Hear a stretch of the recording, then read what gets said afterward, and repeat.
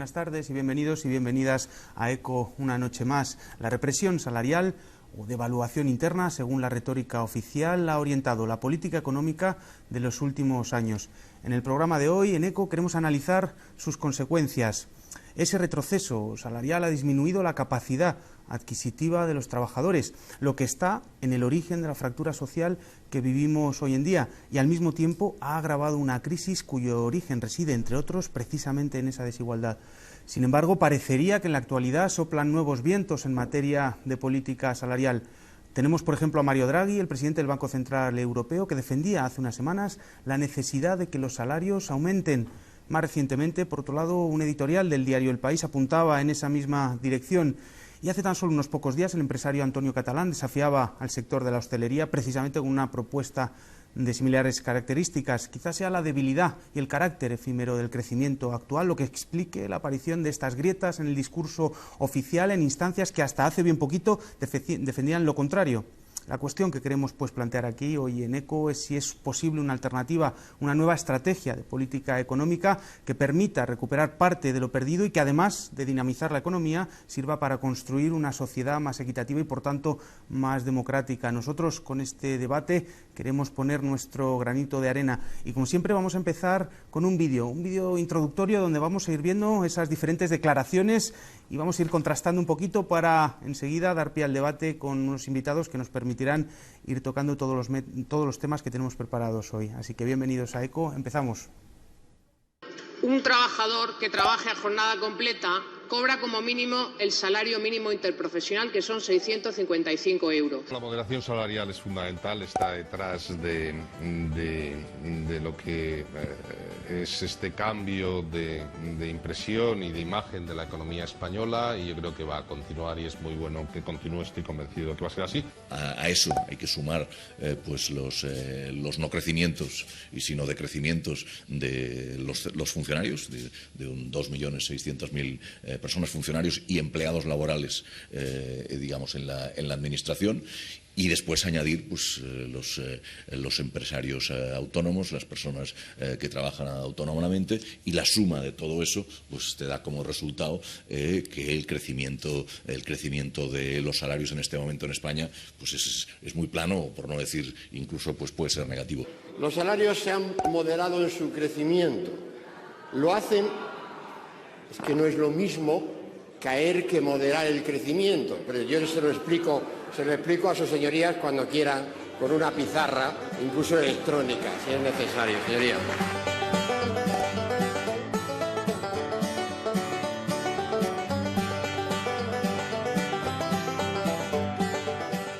Las subidas de salarios indiscriminadas eran una máquina de generar desempleo, porque el paro, el despido, es la única válvula que quedaba a las empresas. Con la reforma laboral, ¿qué ha pasado? Que yo puedo despedir hoy a 20 días por año a toda la plantilla y empezar a contratar o subcontratar con una empresa tipo de trabajo temporal.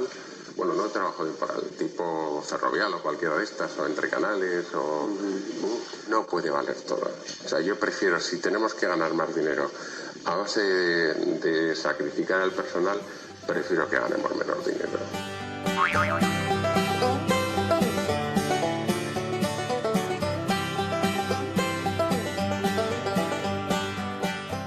No necesariamente reducir los salarios, sino los costes fiscales.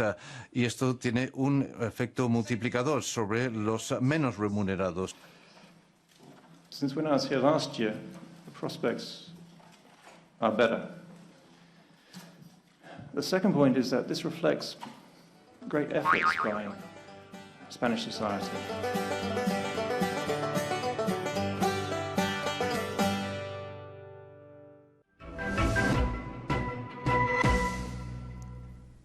Bueno, pues efectivamente parece que los salarios y la política salarial ha sido uno de los protagonistas de las declaraciones de los últimos años. Vamos a presentar a los invitados que tenemos hoy en torno a la mesa para empezar a debatir de estos temas. En primer lugar, tenemos a Esteban Hernández, escritor y periodista. ¿Qué tal? Bienvenido. Muchas gracias por estar con nosotros. Buenas noches. ¿Qué tal? ¿Qué te parece estas primeras declaraciones? ¿Alguna Mario Draghi? ¿Alguna Montoro que decía no están cayendo, sino que decrecen menos, ¿no? Muchos eufemismos para hablar. ¿Qué ha pasado? Hombre, hay un evidente cambio, creo, ¿no? A raíz del crecimiento de resistencias en los países occidentales vinculados a fenómenos políticos, populismos de derecha, Trump, que debería hacer reflexionar sobre las consecuencias de desestructurar la sociedad. Los salarios son parte de este problema, es decir, cuando has hecho crecer la desigualdad de un modo tan grande, la sociedad necesariamente comienza a sufrir tensiones. Parecería que este elemento, o sea, esta necesidad de incrementar los salarios, tuviera que ver también con este hecho, ¿no? Pero supongo que no es del todo así, ¿no? Yo creo que nuestras élites están comenzando a pensar de otra manera, de una manera muy limitada solamente. Muy bien, pues muchas gracias por esta primera aproximación. También tenemos con nosotros a Íñigo Macías, que es responsable de investigación de Oxfam Intermón. Bienvenido, muchísimas gracias por estar con nosotros.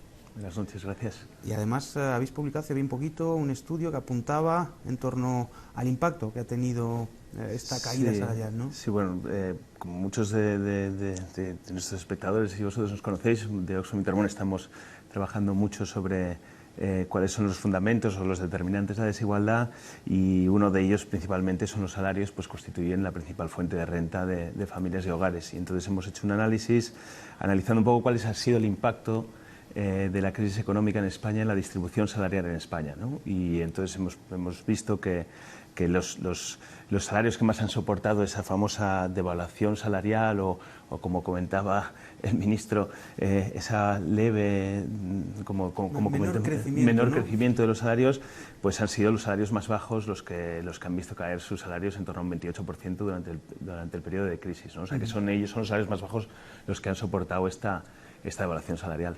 Muchas gracias. Sí, un impacto desigual, hablábamos de la crisis, hablábamos antes. También tenemos con nosotros a Eduardo Garzón, economista. Muchas gracias, bienvenido. Muchas gracias a vosotros. Bueno, ¿qué te parecen estas declaraciones del ministro? Crecer de manera no tan exponencial, no crecer tanto. Bueno, yo creo que se aferran a todo tipo de explicaciones y todo tipo de argumentaciones para confundirnos y evitar que entendamos lo que realmente ha pasado, ¿no? Que es lo siguiente: quieren hacernos pensar que la reducción salarial es como un fenómeno meteorológico, ¿no? Que ha ocurrido como una tempestad, y entonces pues ahora hay que sufrirla e intentar combatirla como se pueda, cuando en realidad la represión salarial ha sido una estrategia llevada a cabo precisamente por el gobierno, combinada con las políticas de austeridad, de recorte de gasto público, etcétera, etcétera, que al fin y al cabo respondían a una exigencia que están respaldadas por la teoría económica convencional, pero que al fin y al cabo luego uno descubre que no sirve para absolutamente nada, que es que pues en un contexto de eurozona en el que todos compartimos la misma moneda, la única forma de competir con los otros países, pero en términos de precios, es reduciendo el precio de los productos que se venden. Por lo tanto, dice, bueno, vamos a devaluar los salarios. Esto es una forma de que nuestras empresas pues puedan vender los productos fuera con un precio menor y puedan ser competitivos. Insisto, esta estrategia está totalmente fallida, o sea, es decir, se realiza para conseguir otro objetivo que no es el que yo he comentado, que es en el que ellos se escudan. Muchas gracias, Eduardo.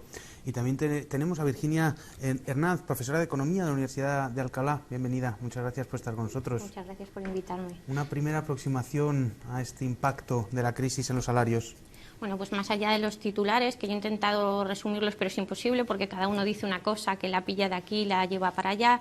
Yo creo que lo que sí que está claro es que después de 6 o 8 años en los que ha habido una reducción, moderación, llamémosla X salarial, pues lo normal es que esto empezara, o sea, más allá de las declaraciones muy ampulosas, lo que esperaríamos todos es que empezaran a crecer, pero por la propia naturaleza. Es decir, las casas han caído durante 6-7 años y se están recuperando los precios. La tasa de paro no es la misma para todas las ocupaciones ni para todas las edades, y seguramente en algunas ocupaciones o en algunos sectores empiezan a necesitar gente Y estas buenas intenciones a lo mejor simplemente es una estrategia para empezar a captar trabajadores que si no, no captarían. Es decir, en la lógica del mercado también cabe la subida salarial para atraer mejores trabajadores, también cabe la subida salarial porque cuando nos centramos, como decía Íñigo, en los trabajadores peor pagados o en los que más sufren la crisis es un problema, pero cuando hablamos en general de la subida salarial, hombre, dado las circunstancias macroeconómicas que a día de hoy tenemos, cierta subida salarial ni siquiera sería bien intencionada, sería lo esperable. Muy bien, pues muchísimas gracias. Yo creo que tenemos ya elementos encima de la mesa para el debate y hay una cosa de la que los 4 invitados han hablado y es precisamente de esa caída salarial. El INE acaba de publicar una estadística, por primera vez el índice de precios del trabajo, y hemos preparado una pequeña jerga para adentrarnos en cómo se calcula y los principales resultados. Vamos a ello y enseguida volvemos al debate. Jerga económica. Índice de precios del trabajo. El Instituto Nacional de Estadística ha presentado el Índice de Precios del Trabajo entre 2008 y 2014. Es un indicador que mide las subidas o bajadas del precio de la mano de obra sin tener en cuenta los factores como los cambios en la calidad y la cantidad del trabajo, el número de empleados, los despidos o los ascensos. ¿Por qué es importante? Porque nos permite saber, sin trampa ni cartón, qué ha pasado con los salarios. Hasta hoy, muchos defensores de las políticas de austeridad nos decían que los salarios no habían perdido poder adquisitivo, y para demostrarlo, usaban los cálculos de la evolución de los salarios medios. Con un sencillo ejemplo, veremos lo que este cálculo oculta. Una empresa tiene contratados a 5 trabajadores. 3 de ellos son indefinidos. Pedro y Marta cobran 1.500 euros al mes y Jaime 1.000. Y Clara y Ana son trabajadoras temporales, con 1.000 euros de sueldo cada una. Si sumamos todos sus salarios mensuales y lo dividimos entre el número de empleados, obtendremos un salario medio de 1.200 euros. Pero debido a la crisis no renuevan los contratos temporales y reducen el sueldo de los que se quedan. Ahora Pedro y Marta ganan 1.410 euros cada uno y Jaime 910.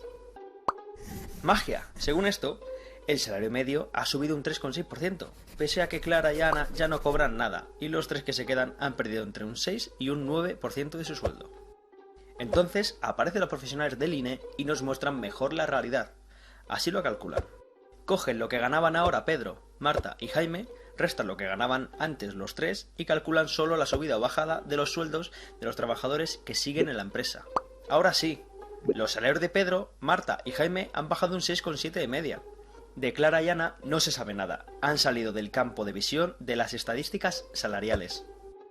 Los especialistas llaman a esto descontar el efecto composición. En cristiano, si se van los peor pagados, aunque se baje el sueldo de los que conservan el trabajo, es muy probable que el salario medio suba.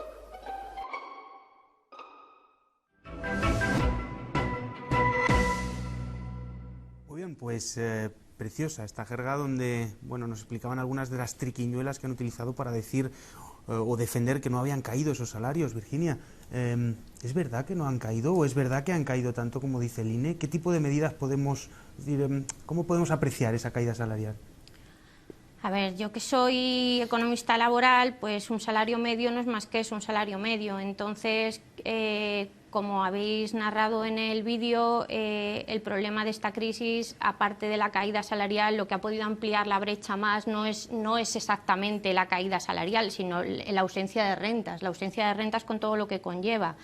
Luego, yo no me fijaría qué ha ocurrido con los salarios medios. Me importa mucho más, además, qué ha ocurrido con los salarios. Sabemos, y ya todas las comparaciones se hacen por quintiles, por deciles, sabemos que un decil puede estar creciendo mientras que otro está bajando. Luego, el salario medio, desde el punto de vista académico o más riguroso, no dice nada. Al menos eso necesitamos saber cuánto ganan el 10% más ricos, cuánto ganan el 10% más pobres, si han mejorado ese 10% más ricos, si han empeorado ese 10% más pobres. Eso ya sí que me aproxima a la realidad. Si me dan un salario medio, no me dicen nada. precisamente. Y en esta línea, o sea, comparto perfectamente esa idea, ¿no? O sea, la necesidad de identificar cómo evolucionan los diferentes salarios, el diferente rango salarial, ¿no? Y bueno, pues lo que al menos los datos los que ofrecen es que esos salarios más bajos son los que han sufrido una mayor el índice de precios al trabajo y cómo ha caído en los diferentes años, mientras nos comentas eso, Íñigo. Sí, continúa, pero es que además esto estaremos hablando de si miramos, si abrimos el melón y identificamos un poco cuál ha sido la evolución de los que ganan menos salarios y de los que ganan más salarios, ¿no? Y entonces insistiendo en la idea esa, ¿no? Que han sido los que reciben los salarios más bajos donde se han caído, donde verdaderamente los salarios se han caído, y además sin descontar a toda esa gente que ha desaparecido de las estadísticas, que eso en España es importantísimo, ¿no? Por las tasas de paro que tenemos. Pero es que además, en contraposición de esa caída de los salarios más bajos, los salarios más altos si han disminuido ha sido muy, muy levemente. Por lo tanto, sí ha existido esta devaluación salarial que ha existido, ha sido muy injusta. Han sido los salarios más bajos quienes han soportado esta devaluación salarial. Esteban, sí. Yo creo que estamos viendo un cambio de modelo. Si la crisis no es simplemente un momento de recesión, sino el inicio o la aceleración de un proceso. Y en ese sentido el trabajo se ha dualizado. Hay trabajo de alto valor añadido y trabajo de poco valor añadido. Y es una tendencia general en toda Europa y en Occidente. Lo cual supone que el que gana va a ganar más y el que gana poco va a ganar menos. Y la gente que está en el medio tendrá que subir o bajar en la escala. Es decir, las empresas comienzan a gestionarse de esta manera, tienden a prescindir de cuadros intermedios, a abaratar lo más posible el trabajo que creen que les va a generar menos beneficio, y a pagar más a aquellos profesionales que entienden que les van a traer los mejores resultados. Bueno, en ese contexto también se sitúa estas estadísticas, ¿no? Al margen de que, como estáis comentando, es decir, es verdad que cuando hablamos de economía, según lo que midas, quién lo mida, cómo mida, pues te dan unos resultados u otros, ¿no? Pero yo creo que esta tendencia sí es general y es una tendencia además que se agrava en la medida en que la otra parte de nuestra vida cotidiana económica, como es el consumo, también se ha encarecido muchísimo en bienes básicos, ¿no? Y en la falta de prestación también de servicios sociales por parte de las instituciones. Bueno, yo creo que si la desigualdad tiene una causa es esta, ¿no? Es decir, esa bifurcación también del mundo laboral que estamos viviendo. Yo creo que la represión salarial que viene padeciendo la economía española, en general los trabajadores, viene explicado por fundamentalmente tres factores, ¿no? Desde mi punto de vista. El primero es la enorme tasa de paro que hay hoy día, porque claro, cuando tú estás trabajando y sabes que hay 4 o 5 millones de personas llamando a la puerta porque quieren trabajar y por lo tanto pueden arrebatarte tu puesto de trabajo, eres más susceptible a reducir tu salario y tus otras condiciones laborales con tal de no perder el puesto de trabajo. Esto lo han utilizado la inmensa mayoría de los empleadores porque están abocados por la crisis o porque se quieren aprovechar, ¿no? Como veíamos que narraba el director, el presidente de la empresa hotelera, ¿no? Decía, bueno, no hace falta que ganemos tanto dinero, ¿no? Ya basta de aprovecharnos de que podamos bajar los salarios, ¿no? El segundo factor a tener en cuenta son todas las reformas laborales que ha habido, ¿no? Que se ha permitido, pues bueno, que la negociación colectiva cada vez esté más debilitada, que eso es lo que explica que luego los empleadores pues puedan rebajar las condiciones salariales, ¿no?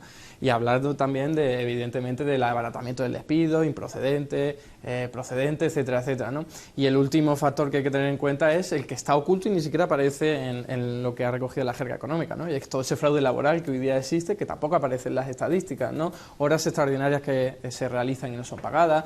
Según el INE hay más de 6 millones de horas extraordinarias a la semana y la mitad no son pagadas. Estamos hablando también de contratos becarios en prácticas que no se paga absolutamente nada, le ofrecen la posibilidad de mejorar su currículum, absolutamente nada más. Estamos hablando también de contratos fraudulentos en el sentido de que son temporales cuando deberían ser indefinidos, acorde a la legislación del Estatuto de los Trabajadores, y hablamos pues, de otra multitud de figuras también como los falsos autónomos, ¿no? Entonces, evidentemente, con toda esta retahíla de factores entendemos por qué los salarios bajan más en España, aunque sea algo generalizado. Luego vemos que en otros sectores, sobre todo en otros países, no ocurre lo mismo, ¿no? Y yo creo que fundamentalmente viene explicado por estos factores. Sí, enseguida. Que quizás, o sea, más allá de la discusión de la devolución laboral, o sea, hay otros datos que son muy impactantes y que los ofrece Eurostat, y es que un 13,1% de los trabajadores en España son pobres.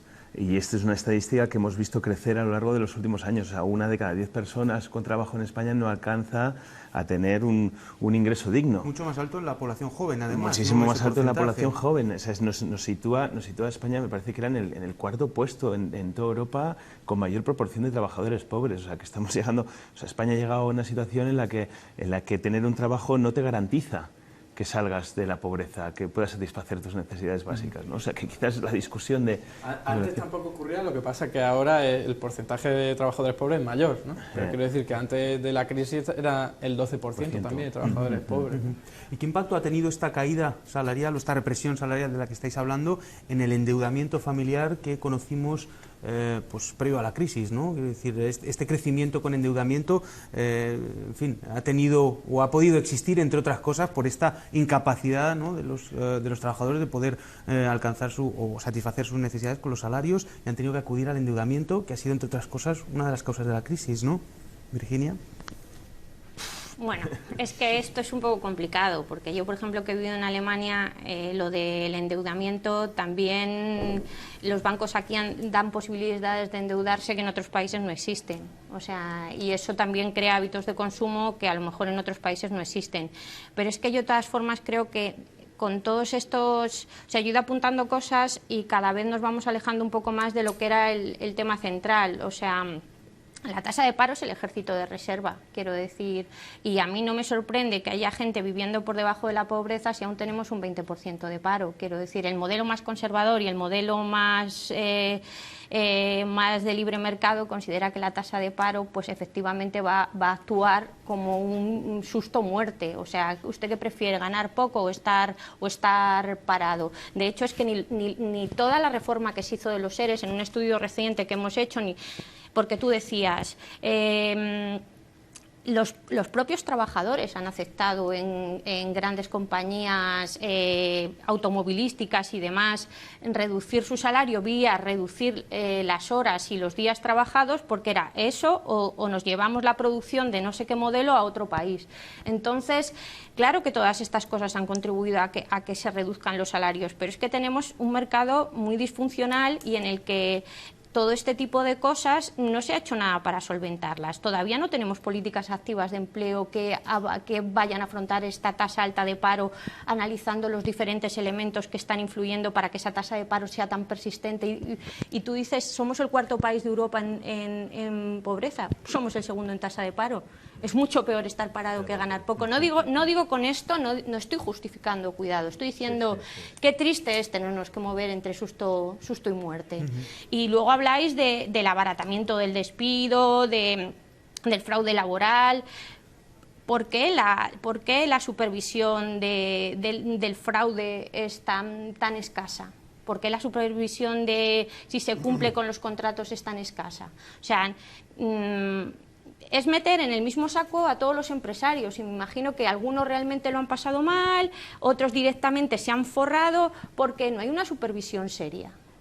No, pero el problema no es la actitud individual de cada uno de ellos, que puede ser en un caso muy respetable, en otro menos, ¿no? Sino el contexto generalizado. Cuando estamos hablando de negociación colectiva, es que el problema hoy en el mundo laboral es que las leyes sirven de muy poco.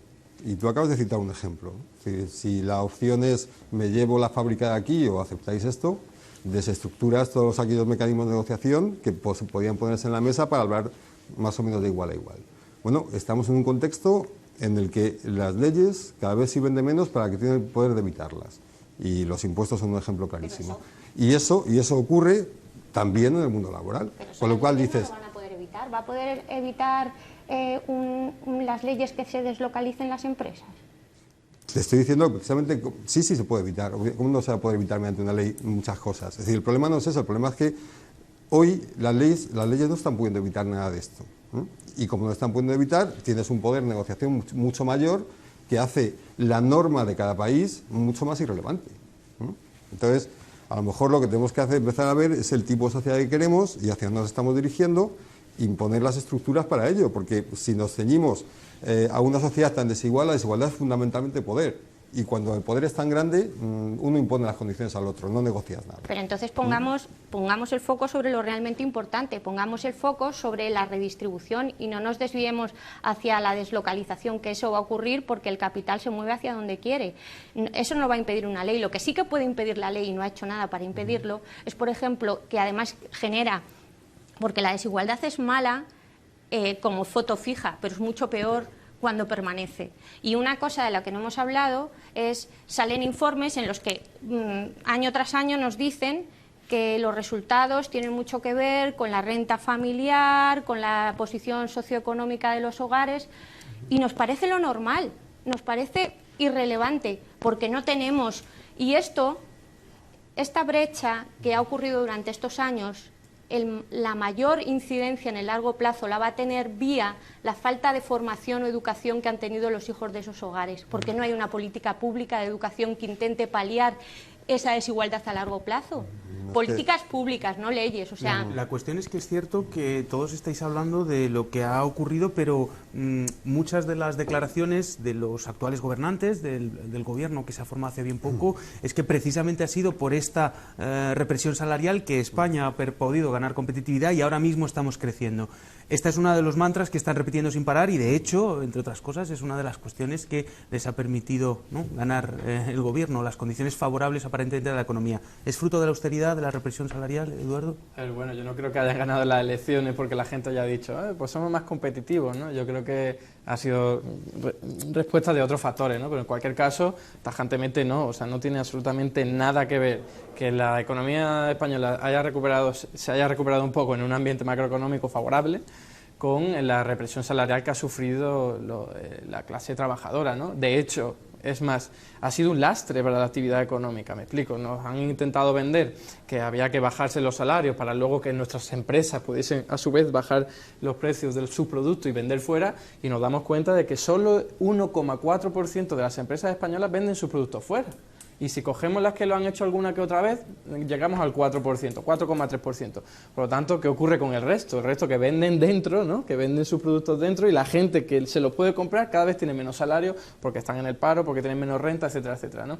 Entonces, claro, nos damos cuenta de que en absoluto eso ha servido, que quizás ha servido para que a algunas empresas exportadoras les vaya mejor, pues puede ser, pero de todas formas antes de la crisis les iba bien, ¿eh? Tenían una tasa de exportación, una tasa de cobertura exportadora muy buena, iban creciendo sus exportaciones, y en todo caso aquí la cuestión es otra. La cuestión es que evidentemente se ha intentado pues contener el gasto de la gente, de la familia de empresas, para que no haya tantas importaciones, y eso ha mejorado pues el saldo comercial, ¿no?, como se suele llamar, pero al fin y al cabo eso ha también tenido una consecuencia muy negativa, y es que hoy día la gente apenas tiene dinero para comprar en las empresas de aquí, y acabo diciendo un dato que es muy relevante, ¿no?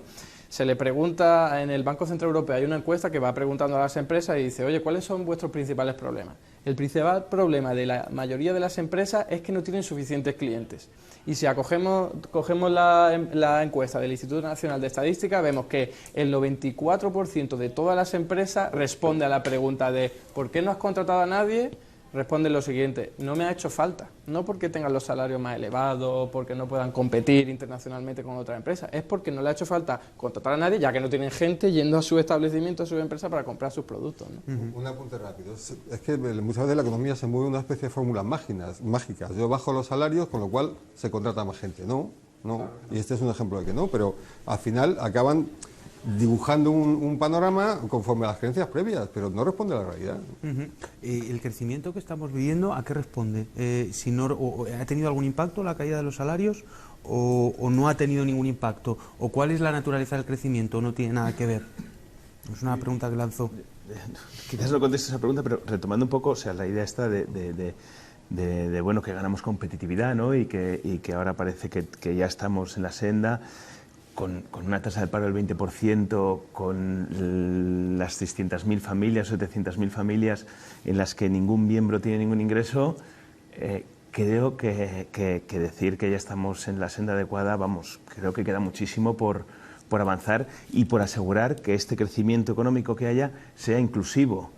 O sea, con el crecimiento económico que estamos experimentando no es suficiente para luchar contra la desigualdad y para luchar contra la pobreza. O sea, está claro que no podemos esperar fórmulas mágicas o que este crecimiento económico caerá del cielo y esto hará reducir la desigualdad y reducir el número de personas pobres en España. O sea, se necesita políticas activas para promover que este crecimiento económico, ese dinamismo económico, se transforme en oportunidades. El mercado laboral es uno de los principales mecanismos a través de los cuales el dinamismo económico, o cuando es positivo y cuando es negativo, se traslada sobre la población, pero hay que aprovechar este momento para crear empleo y para crear un empleo en condiciones digno, ¿no? Virginia.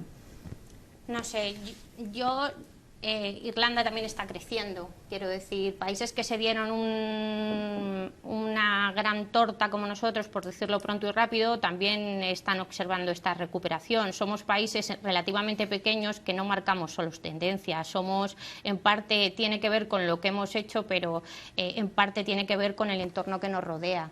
Es decir, nuestro crecimiento, decir que es un fenómeno nuestro, me parece cuando menos osado. Y en esa misma medida, retomando el ejemplo de Irlanda, porque estaba pensando en Irlanda, a pesar de la crisis, han seguido haciendo muchas políticas sociales que se ha traducido en que algunos indicadores hayan mejorado cuando de una forma o de otra están saliendo de la crisis. Insisto, lo que a mí me preocupa es...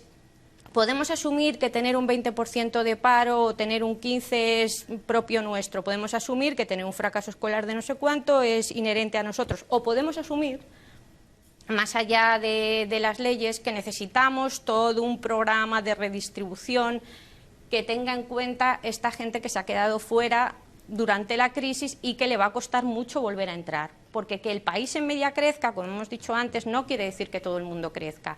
Y quedarse atrapado en la pobreza tiene consecuencias muy graves, porque salir a largo plazo es cada vez más difícil. O sea, si tú creces en un hogar pobre, tus probabilidades de ser pobre aumentan exponencialmente.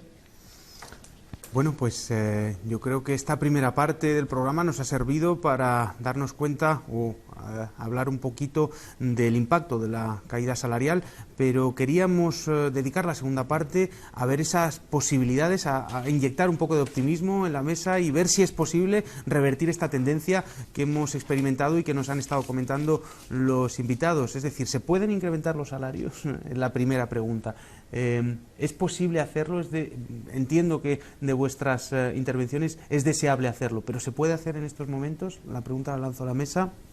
Claro que sí. Es decir, yo creo que cuando uno atiende a todos esos factores que uno interpreta que son causa, ¿no?, de esta situación de bajo salario y precarización del mercado laboral, se da cuenta de que hay que combatirlo. Yo estaba hablando antes del fraude laboral, que explica en buena medida que haya salarios tan bajos y tan aberrantes, y por lo tanto hay que establecer y poner más medios a todo lo que es la investigación laboral para que efectivamente puedan advertir y detectar aquellos casos en los que hay una vulneración flagrante de la ley, ¿no? Al mismo tiempo, si la gente está aceptando peores condiciones salariales porque tiene miedo de que le arrebaten el puesto de trabajo 4 millones de personas, lo que hay que hacer es generar empleo.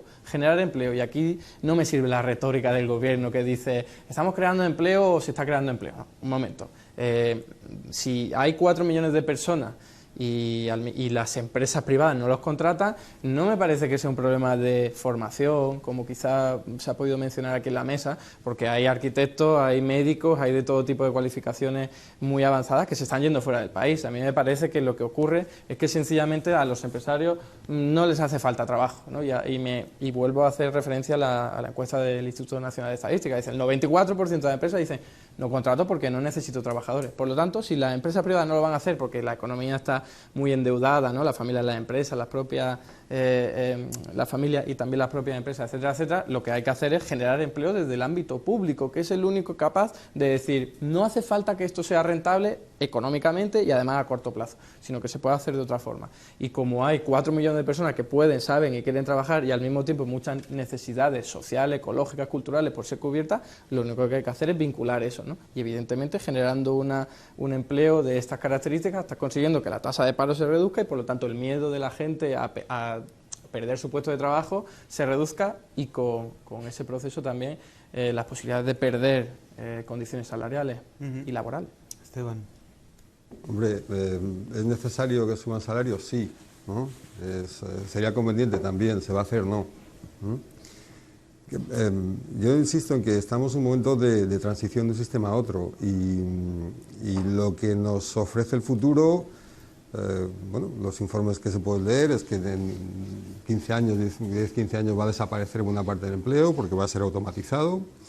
Hay una tendencia enorme a la concentración en el ámbito empresarial, lo cual supone también una mucha menor oportunidad porque contratan menos trabajadores y también porque hay mucho menos espacio para pequeños empresarios, ¿no? Hay una tendencia a la rentabilidad, ¿no?, que impone el mundo financiero, que exige, por supuesto, ¿no?, que se gaste menos en las empresas. Es decir, todo apunta a que el entorno productivo no apueste por las subidas salariales. Un poco pesimista, entonces, ¿no? Bueno, digamos que el modelo no permite, no va a ir. Es un poco descriptivo. Ajá. El modelo permite o no permite según quienes están en el modelo, ¿no?, decidan, ¿no? Es un poco como el hecho de las posibilidades de los estados. Pues es verdad que están limitadas, pero existen, ¿no? Es decir, entonces depende de quién lo dirijan, pues hará unas cosas u otras. Lo que quiero subrayar es que vamos hacia un modelo que va a profundizar en el contexto en el que estamos. Entonces, si no ponemos ahora un freno, ¿no?, va a ser mucho más difícil ponerlo después. O sea, no estamos simplemente en un momento en el que nos estamos jugando si el salario sube un poquito o no, estamos cambiando de modelo. Y si no somos capaces de dirigirlo ahora, nos va a costar mucho más. Sí, no, y un comentario a la referencia a esas subidas de salarios. Claro, también aquí estamos hablando de salarios promedios. O sea, claro, a mí lo que me gustaría también hay unos salarios que está claro que tendrían que crecer más que otros. Hay la estructura salarial que tenemos en España, hay unos salarios que son muy altos, unos salarios medios y unos salarios bajos. Esa subida salarial, primero, como ha comentado la compañera, primero, crear empleo, eso es fundamental en este país, pero luego, segundo, esa subida salarial quizás tendría que ir más dirigida a aquellos salarios pues que estamos en los niveles que son paupérrimos, ¿no? Una subida del salario mínimo interprofesional, una por subida del ejemplo, salario mínimo interprofesional, hablar también de pues, analizar si deberíamos establecer o si se debería establecer, promover, incentivar unas escalas salariales, unos límites de las escalas salariales, diferencias entre unos topes salariales o diferencias, más que topes, diferencias salariales entre salarios máximos y medios o mínimos, ¿no? Pues hablar de estos temas para que de alguna manera, o sea, lo que reflejan los estudios es que cuando la economía crece, todos los salarios bajos y altos crecen. Los altos suelen crecer con mayor intensidad que los bajos, pero es que cuando la economía va mal, son los salarios más bajos los que se llevan el gran golpe, ¿no? Y por lo tanto estamos con un proceso de divergencia, ¿no? Y por lo tanto aumentar salarios sí, pero bueno, tengamos en cuenta que quizás hay unos salarios que los necesiten mucho más que otros, y además por la propia relación que hay entre ¿no? El salario en teoría tiene que ser el valor de la productividad marginal y lo que vemos es que para no todos es lo mismo, para no todas las personas dentro de un mismo centro de trabajo es lo mismo. En las grandes empresas además se ve con estas diferencias se ve con mucha mayor intensidad, ¿no? Pero que aumentar salarios, pero que tengamos en cuenta que hay unos salarios que quizás tienen que crecer más que otros. Virginia. No, un poco en la misma línea. ¿Se pueden subir los salarios? Se pueden subir y se van a subir. Otra cosa es que no suban los de aquellos que más lo necesitan. O sea, claro que van a subir los salarios, pero ¿los salarios de quién?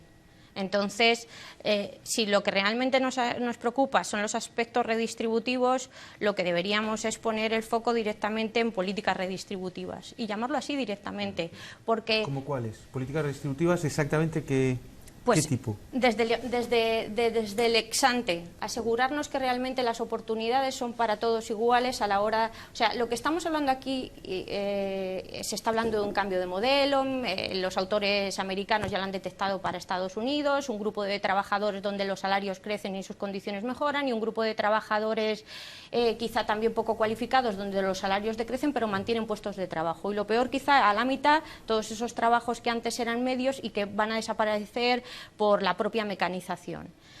Pero la historia es, ¿estamos preparando a nuestros jóvenes, a nuestros niños para que realmente se posicionen adecuadamente el día de mañana, o estamos reproduciendo el modelo para que a la mínima vayamos a tener la misma respuesta por parte del mercado de trabajo? Y en esa línea siento discrepar un poco con el compañero, pero no todos los que están ahora mismo parados, desgraciadamente, saben saben hacer algo que demande el mercado. Y la pregunta es, ¿queremos que esa gente vuelva en la misma línea? ¿Queremos que esa gente vuelva a trabajar o tenemos que darles directamente una renta de garantía que les permita estar ahí?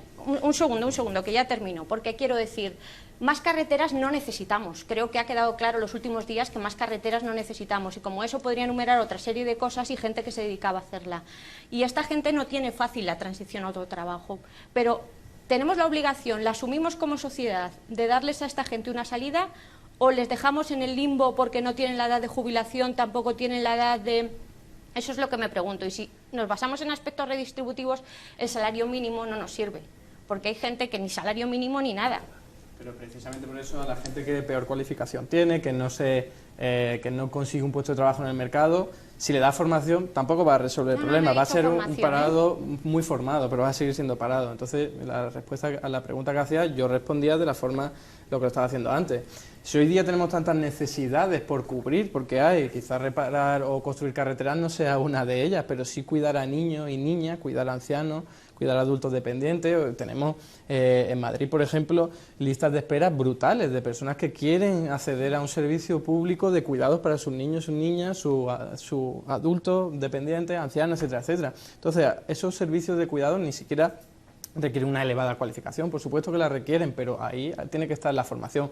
Primero generamos el puesto de trabajo que hayamos identificado necesario para nuestra sociedad y luego formamos a la gente que hoy día quiere y puede trabajar para que lo haga. Por lo tanto, no estamos pensando en el mercado que te va dirigiendo hacia cuestiones como puede ser la burbuja inmobiliaria, como puede ser vender armamento o cualquier cosa loca. Lo que hay que hacer es democráticamente elegir cuáles son nuestras necesidades sociales, ecológicas, culturales, de todo tipo, y entonces atenderlas. Y yo además, habéis mencionado 2 veces la automatización y me gustaría hacer un apunte, ¿no?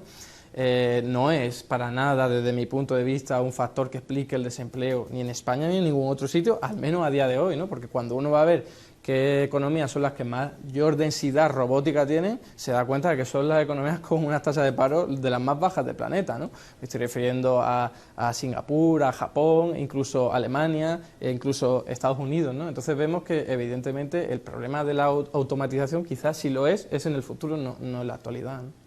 Bueno, 2 cosas. Una, referida a la educación como posibilidad de futuro, ¿no? Que parece que es evidente que todos coincidimos en ella, pero también se nos olvida que la educación es un capital que tienes que hacer valer en algún sitio. Hace poco leía un informe sobre el ámbito cultural británico en el que la conclusión era que los actores eran casi todos de clase alta, ¿no? Los actores británicos. ¿Por qué? Pues porque además de una formación, unas cualidades, tenían los recursos que les permitía subsistir en una profesión compleja que requería de tiempo, requería de contactos y requería de persistencia para que las puertas se abrieran, ¿no?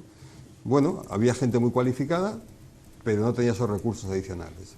Y creo que este es un buen ejemplo de lo que está ocurriendo y va a ocurrir más en el futuro, referido a los trabajos profesionales. Ya no solamente el hecho de que tú seas un especialista cualificado y que tengas un conocimiento amplio de un sector, sino de la red de relaciones y la red de posibilidades que tu origen o tu trayectoria profesional te va facilitando, ¿no?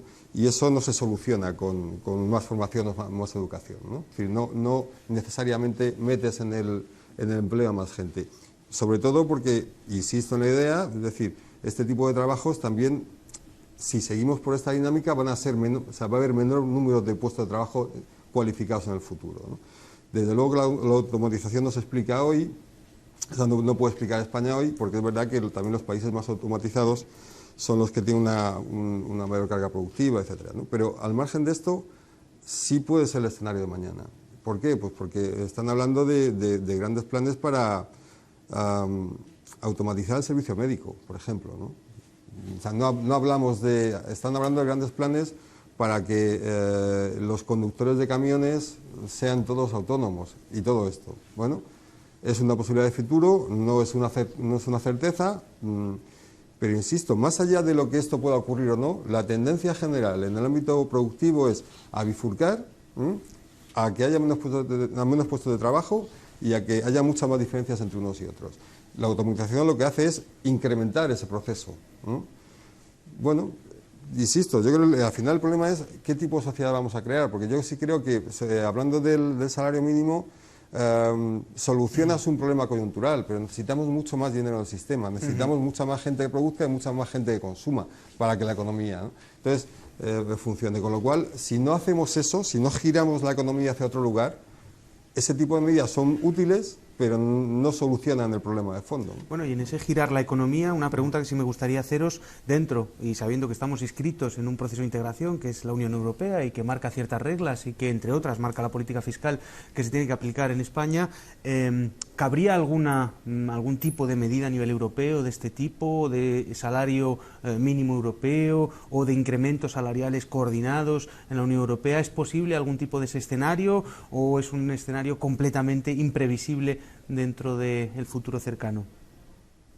Bueno, parece que no va en Europa. A mí, viendo los últimos acontecimientos en Europa, me parece que pensar que nos va a venir algo así desde Europa, bueno, también podemos pedir una carta a los Reyes Magos. Quiero decir, yo creo que ahora mismo... Estaban pensando, ¿no?, ante la amenaza populista, precisamente, algunos de las declaraciones de las últimas semanas iban hacia, bueno, girar un poquito, o digamos pausar, o relajar un poquito la austeridad, la necesidad de que Alemania incrementara salarios, en fin, en esa dirección. No sé si va a hacer, pero por lo menos puede ser que la amenaza de ciertos países centrales pueda, ¿no?, meter un poquito de presión. No hay posibilidades. No, yo sé, ojalá. Yo lo que digo es que empiecen a decir que se relaje la austeridad. Insisto, a mí me parece lo razonable después de 8 años pidiendo lo contrario. Lo un poco increíble sería que se pidiera más austeridad porque no tendría ya cabida, o el margen de austeridad sobre la austeridad no sé muy bien de qué tiraría. Yo creo que lo que toca es cambiar un poco de discurso, otra cosa es cómo eso se lleva a cabo. En cuanto a lo que hablábamos de las políticas sociales o de cómo desarrollar eso, no es gratis, tiene costes. Y yo lo que observo es en el discurso político es que hablar de subir impuestos o hablar de cómo financiar ciertas cosas, a todos los lleva a la zona gris. Ahí no se tiene claro cómo se va a llevar a cabo eso. Yo creo que hacen falta, yo no tengo la llave de la cuestión, pero yo creo que hace falta políticas claras, bien diseñadas, evaluadas antes de ser llevadas a cabo y no tanteo y aproximación. O sea, menos tanteo y aproximación y más políticas convenientemente estudiadas y evaluadas. Porque, por ejemplo, la educación, has caído en la trampa que caemos todos. No se trata de más, se trata de mejor. O sea, igual, es irrelevante. No es irrelevante. El capital racional que te permite hacerla valer, da igual. La tasa de paro de los más... O sea, es... No quiero acusarte de nada, con lo que lo vamos a dejar. Es un pequeño error, pero quiero decir, todos sabemos que la tasa de paro de los universitarios jóvenes es la mitad. Y todos sabemos que el salario de los universitarios, aunque a corto plazo... han ocupado los puestos de no cualificados, perfecto, estupendo. Y han desplazado a los otros hacia abajo, bien. Claro, eso es lo que estoy diciendo. Bien, entonces, ¿la formación sirve para qué? ¿Para trabajar de camarero? Estupendo. No. Pero es que a lo mejor... O sea, para competir con el otro y sacarlo del mercado. Pero a lo mejor tenemos los puestos que hemos sido capaces de crear con la educación que hemos recibido. Quiero decir, queremos que haya empleo, pero no sabemos crear empleo. No nos enseñan a crear empleo en este país. Porque de la esfera individual no se puede. ¿Cómo que no se puede? España tiene uno de los niveles de emprendimiento de los mayores de Europa. Lo que ocurre es que al mismo tiempo esos negocios también... Y a los alemanes que los ha tocado Dios con la mano de... No, lo que pasa es que... Alemania de hecho tiene un nivel menor de emprendimiento que España, pero te voy a explicar por qué ocurre en España eso. Lo que ocurre es que se abren muchísimos negocios y la inmensa mayoría cae. ¿Por qué? Porque no hay suficiente demanda adquisitiva para que estas nuevas ideas, por muy buenas que sean, salgan adelante, ¿no? Entonces la generación de empleo hay que hacerla, pero eso no corresponde solo al ámbito privado. De hecho, por ahí no hay apenas salida.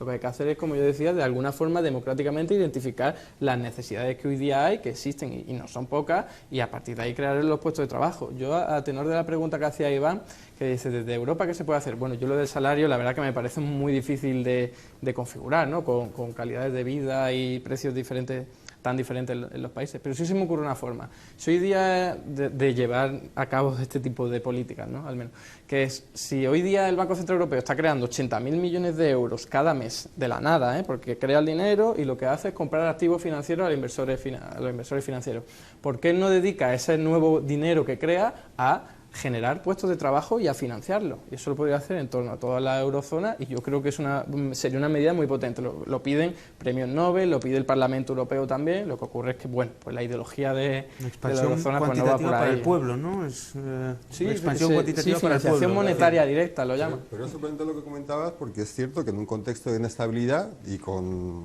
los populismos a las puertas, por así decirlo, lo cual ha generado una enorme controversia y gran agitación, no se sea capaz de girar un poquito en el tipo de política, ¿no? Porque antes hablábamos un poco de más austeridad menos, que tú tienes el caso griego. Es decir, ¿cuál es el siguiente paso? El siguiente paso es incrementar la presión sobre lo que se estaba haciendo, no variar la política respecto a Grecia, ¿no? Bueno, pues eso yo creo que es un buen ejemplo de lo que se hace en la eurozona. En lugar de girar, ¿no?, y dar más maniobra, persistir en las mismas ideas. Bueno, pues estamos llegando al final, un tema interesante, el salario como campo de batalla. Vamos a ir terminando con el minuto final que vamos a dar a nuestros invitados para que cierren y nos permitan tener esas conclusiones finales del debate que hemos tenido. Vamos a empezar con Ignacio. ¿Qué tal? El debate, ¿qué te ha parecido? Muy interesante. Interesante. Sí, y un minuto final, lo tienes para ti. Pues bueno, destacar la idea de que hay que volver a centrar la discusión, el debate en torno al mercado laboral y salarios, porque es uno de los principales canales a través de los cuales el crecimiento económico pues acaba trasladándose a las familias y a los hogares, y es el momento de crear empleo, es el momento de que aumenten los salarios, pero especialmente aquellos salarios de las personas que cobran unos salarios que son tremendamente bajos y que son los que han soportado esta evaluación salarial. Gracias, Íñigo. Virginia, un minuto final. Pues para no repetirme, creo que es importante que nos centremos en estas personas que han sufrido estas caídas salariales más, pero no solo desde el punto de vista de los salarios, sino a lo mejor con políticas redistributivas que vayan más allá de los salarios, porque a medio o largo plazo la única forma de subir sosteniblemente los salarios es generar más valor añadido, y tú lo decías, las empresas más los países más automatizados tienen menos tasas de paro. Pero, perdonad que vuelva a mi argumento, pero es que no sale el Silicon Valley o no surgen en la India estos grandes polos de desarrollo en cualquier sitio, surgen en sitios donde han sido capaces de hacer.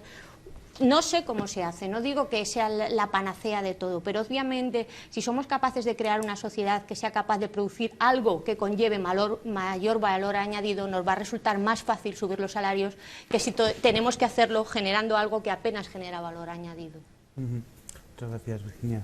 Eduardo. Yo creo que hay que tener en cuenta, primero, que los salarios hayan caído no ha sido un fenómeno meteorológico, ha sido una estrategia llevada a cabo por los gobernantes, combinada con las políticas de austeridad, con la idea, nos decían, de poder competir en igualdad de condiciones o mejor que con otras economías y así salir adelante de la crisis. Bien, eso no ha ocurrido en absoluto, en todo caso se ha superado el estancamiento debido a otro tipo de factores, y ahora nos damos cuenta de que todas esas estrategias que se han aplicado de reformas laborales, de todo tipo de permisión de fraude laboral, etcétera, etcétera, han conllevado una represión salarial brutal. La forma de salir adelante con ello es precisamente, por un lado, crear muchísimo empleo. Si no lo va a hacer el sector privado, como estamos viendo que no lo hace, tiene que intervenir el sector público y, por supuesto, combatir todos los niveles de fraude laboral que hay hoy día, que ni siquiera se está respetando la legislación que está actualmente vigente. Muchas gracias, Eduardo. Esteban. Bueno, una precisión, Silicon Valley surge donde surge porque está al lado de los que tienen el capital financiero para poner el dinero y poder desarrollarlos. Si lo tuviera España, surgiría en España, porque las ideas se mueven de un lugar a otro, no tienen ningún problema para trasladarse, ¿no? Nuestra sociedad está viviendo momentos bastante complicados. Es decir, hay mucha gente que no llega a fin de mes, gente que llega a fin de mes ajustada y gente que ha perdido esa confianza en el futuro que tenía. Incluso la gente a la que le va bien empieza a pensar que qué va a pasar con sus hijos, ¿no? Yo creo que es un contexto muy negativo y esto tiene que girar de alguna manera. Para hacerlo, el salario es un elemento, ¿no? Obviamente. Es decir, creo que tiene que haber más dinero en la sociedad, tiene que haber un dinero mejor repartido y tiene que haber unas condiciones que permitan que esa sociedad sea sostenible, ¿no? No vamos hacia ahí, pero deberíamos, ¿no? Y entonces creo que es hora un poco de salirse de la economía ortodoxa, de empezar a pensar otras fórmulas, de analizar otras posibilidades y de dejar de mirar el presente, ¿no?, con los ojos del pasado, ¿no? Si antes hablábamos de la automatización y cómo están mirando el presente con los ojos del futuro, creo que nosotros deberíamos empezar a hacer lo mismo de una perspectiva que permitan sociedades sostenibles, ¿no? Y no lo estamos haciendo desde el punto de vista económico especialmente.